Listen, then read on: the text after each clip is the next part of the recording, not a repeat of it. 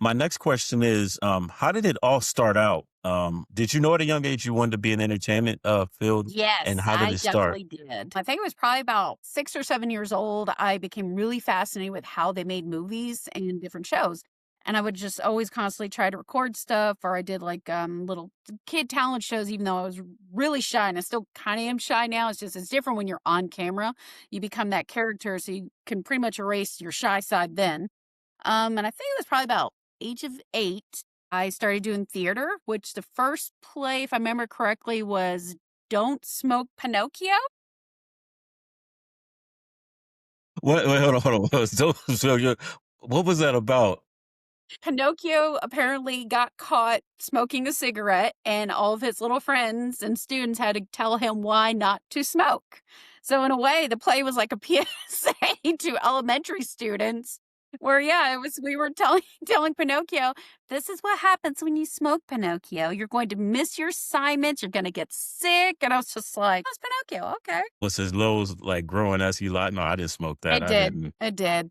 They have, like, little mass change outs for them. And I remember after that, I ended up doing more theater back, like, in I think it was high school as well. In middle school, I even did, on TV contests. There was a one called Bookorama. I still have the original VHS tape. I still have it, and it still works, where it showed us competing on TV about becoming a book character, and we had to tell our story to the audience from the perspective of the main character. And the one I did for that would have been from Chasing Redbird, and I played, Zinnie Taylor. So that was an interesting little twist there. I took 5th place for the county, and I remember I took 2nd place for the middle school I was at.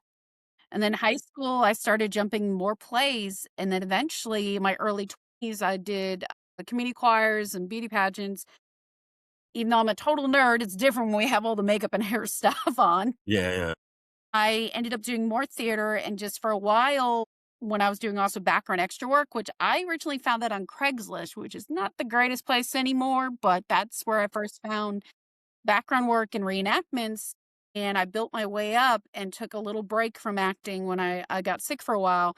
And I ended up going to college to get my cybersecurity degree. So it's a weird one, but yeah, I have a master's in cybersecurity. And I started missing the film world too much. And so, with my agent's help and stuff, and then myself looking for stuff, I also teamed up with a PR manager. I went right back into filming, and I finally left, the IT and cybersecurity role behind about a year ago because trying to juggle 70, 80 hours a week was getting very difficult.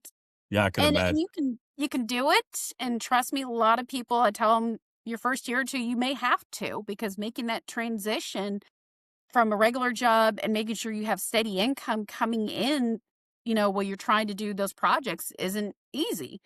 And eventually I got back into that full time, but of course, with the holidays, I'm doing about 60 hours right now because I know you saw that both of the films premiered, and then I've been on that cartoon show and stuff, and then getting writing work done, which one of my books is with just came back from the editor now, so it's been a little crazy.